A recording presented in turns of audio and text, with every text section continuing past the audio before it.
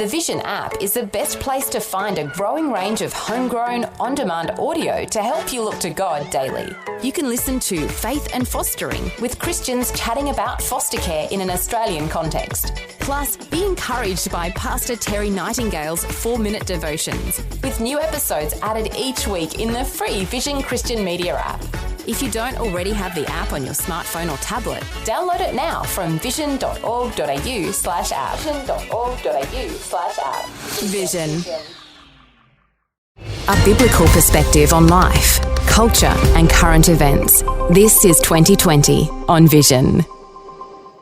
This is Andrew McLennan. You might be familiar with the fact that many council-run libraries around the nation appear to have let down defences and allowed books onto shelves that are sometimes described as pornographic. And with coming council elections in the state of Queensland later this week and then again later this year in New South Wales, some parents are taking up the fight with their local libraries. Family values advocate Bernie Gaynore has been highlighting the dangers of many of the books appearing on our local library shelves under the guise of children's reading. Bernie, welcome. G'day, Andrew. Thanks for having me. It's our pleasure, Bernie. In a nutshell, can you tell our listeners exactly what is going on in our local run council libraries? Yeah, Andrew, this is a massive problem all across Australia. There are pornographic cartoon books, picture books in libraries all over this country. And I wouldn't say they are sometimes described as pornographic. Actually, they have been assessed by the Australian authorities as pornographic, but only after I complained, and only after they've been on shelves for over a decade. These books were deemed to be illegal to even display in public in Queensland. Libraries in Queensland have been lending them to kids. They're in libraries all over the rest of this country as well, and I'm doing something about it. They've got to go. Yeah, and so just to clarify, they're pornographic because they depict sex scenes, but they're cartoons. They're drawn images as opposed to photos of actual events. That's correct. So we're talking about picture books, comic books. You can think Astro Boy without clothes. That's some of the comics. You can think Batman without clothes. That's some of the other style of comics as well. Not just sexual activity. They depict very heavy drug use as well, and they're extremely violent too. Some of these books also depict, I hate to say this, children. People in Australia think that child pornography cartoons would be illegal to hand out to kids in this country. That is not the case.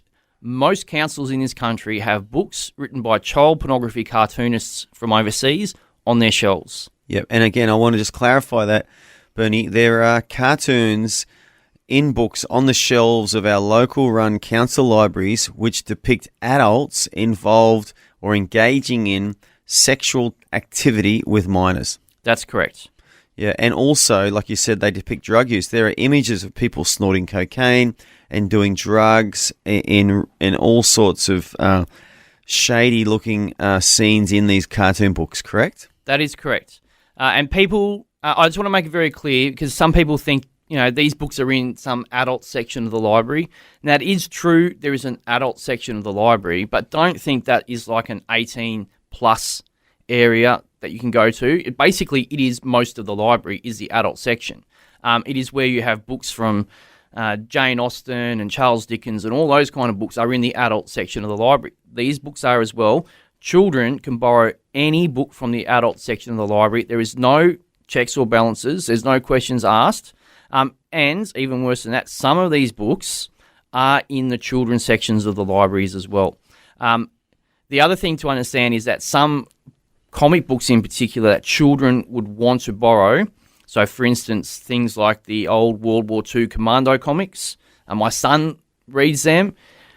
These pornographic comic books are right next to those Commando comic books in some of these libraries. If my son was allowed to go into the library unsupervised, he would go and find those Commando comics, and right next to them, you would find, or as was the case in Logan, you could find comic books that depict bestiality, for instance. I'm not making this up.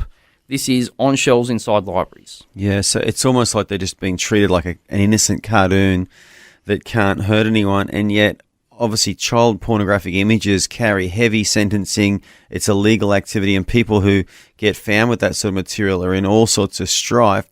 But here we have cartoons depicting those activities, and they're just sitting on our local council library shelves. Yeah, and quite rightly, if I was to draw those cartoons and hand them out, or someone else was, I should be investigated by the police, and you would expect such a person to go to jail. That's what Australians expect. But we have our local councils handing this stuff out to kids. It's crazy. It's got to stop. Yeah, but out of interest, I mean, I'm a parent, and my kids, when they were little, or younger than they are now, used to go to the local library all the time and borrow books. We'd take them there and say, choose a few books. And I'm actually really shocked by this. I didn't know about this. How did you find out these cartoons were in these libraries? It's a great question, and most people aren't aware of this. So I'd heard about some of these books, so I went down to my local library and spent a morning in there, and I was shocked at what I found. Some of the books I'd heard about, I did find them there, and they are shocking books. What really blew my mind, though, was that there was a whole bunch of other books which were far worse. There's been no media coverage about them. People will be shocked at this. There is a guy in Japan who openly advocates for child pornography cartoons. He draws them. He has been made rich by Australian councils purchasing his books. They are on library shelves all over this country. So, look, and one thing I'm very happy about is I started this campaign last year to have these books removed. And since that started, especially in Queensland, we've had some success. I've now had 4 councils in Queensland remove every single book that I have targeted. Well, that's a great win right there. So how did that happen? What was the process, Bernie, for these books to be removed? What did you do? Sure. So first of all, you've got to find out what's in the library. So there are many, many of these pornographic cartoon books in the libraries. I've picked the 4 worst authors and decided to concentrate on them. By no means, when I get rid of these 4 authors from the libraries, will the problem be solved, but it is a good start. I find out what's in the libraries. I then contact the councillors. I contact the mayor. I contact the CEO with a letter explaining who the authors are.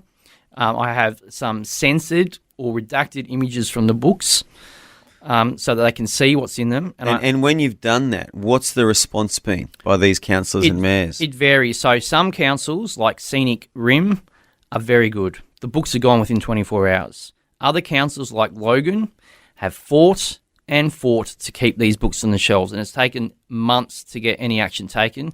I don't know why they fight so hard, because they still capitulate in the end. It's kind of crazy. Southern Downs, for instance, in southern regional Queensland, just last week told me that it probably wasn't going to get rid of the books. It was going to seek advice from a library association. I just rang the local newspaper. Within 24 hours, they were gone.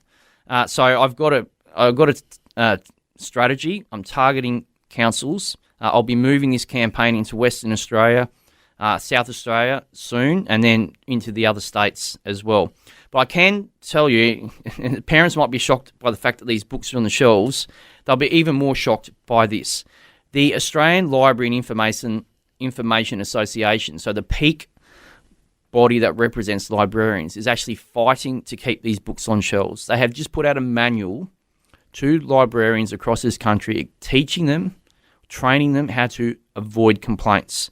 It even suggests that librarians turn off the phone, shut down social media, and don't answer their emails if it means they don't have to deal with complaints. They are desperate to keep these pornographic books on the shelves. And it is quite disgusting, really, and they should hang their heads in shame. Yeah, look, I'm just struggling to even understand that. As a parent, I can't believe. I'm sure that every parent out there, including people who work in libraries, would not want these books on these shelves. And I can't, jump to conclusions and try and say why these librarians are fighting so hard to keep these books on their shelves. But thank God for you, Bernie, that you're actually fighting against this and pushing back against it to try and get this rubbish removed from these library shelves. Well, look, I'm very happy to be involved in this project. I actually have a fair bit of time on my hands for these type of battles because just the way things have gone with my backgrounds. So I'm happy to have this battle. But yeah, there are forces out there who are trying to keep this stuff on the shelves and put it in the hands of kids. And they are the same. It's the same group, for instance, who are trying to push drag queen story time in libraries. This is all linked. Yep. So there's what we call a woke agenda there. Yep. And again, I wonder if how many of these people are actually parents themselves and have small, innocent children that they don't want exposed to this sort of stuff. But let's move forward. So you said you're going to target other states. Do you get help from people in other states, Bernie, or do you just go this alone? No, look, so I've been very lucky and fortunate for the 10 years I've been involved in these types of battles that people have supported me through my website, which is bernardgaynore.com.au. So that has kept me going. I talk to people all over this country. I'm having a meeting tonight online with some people to talk about some plans for the future. There are other people in other states doing some great work. So I've got volunteers at the moment researching every library in Australia. Oh, that's good. How many libraries are there in Australia out of interest? Well, look, there are probably 500 local governments. So how many libraries they have. So when I say researching, they're more researching the catalogue of the local government library network. And I will have up on my webpage within the next couple of weeks, I think, a database where people can go to look to see their local governments, whether it has any of the 4 authors that I'm targeting. And we're going to be recording our victories in there as well. So we've got 4 wins, we've got 2 partial wins, and we've got 2 wins that look like they're going to happen soon here in Queensland. So that's 8 councils. I should point out that not every council in Queensland, for instance, has these books. So there's 73 in Queensland. Off the top of my head, I think probably half of them didn't have any of the books that I was looking for. Yeah. So that's good news. Which is good, yeah. Yeah. But the bad side is half of them do, and I can tell you that the closer you get to the city centre, the worse the libraries are. Yeah. Well, that's what I would have expected because most country people are full of common sense and manners, whether they're Christian or not, and especially parents with their own kids or nephews and nieces or grandkids, and they wouldn't want this stuff in the hands of their kids or their grandkids either. But I want to just remind everyone that your website is Bernard Gaynore, that's GAYNOR.com.au. That's bernardgaynore.com.au. You obviously are relying on support, and that's financial support, prayer support, and volunteer support to continue this fight. But it just reminds me of what Jesus said: you are the salt of the earth, you are the light of the world. And it is our job to bring the salt and bring the light to the world. And I just want to commend you, Bernie, as a parent, for taking up this fight on behalf of all of us, because this is a noble fight, and this is something that is definitely worth fighting for. Look, thank you very much for that, Andrew. Any success doesn't come from me. God has looked after me and my family through this battle, and my wife actually is the rock that I depend upon. So I love my wife, Elle. She's been wonderful. Thank you, though.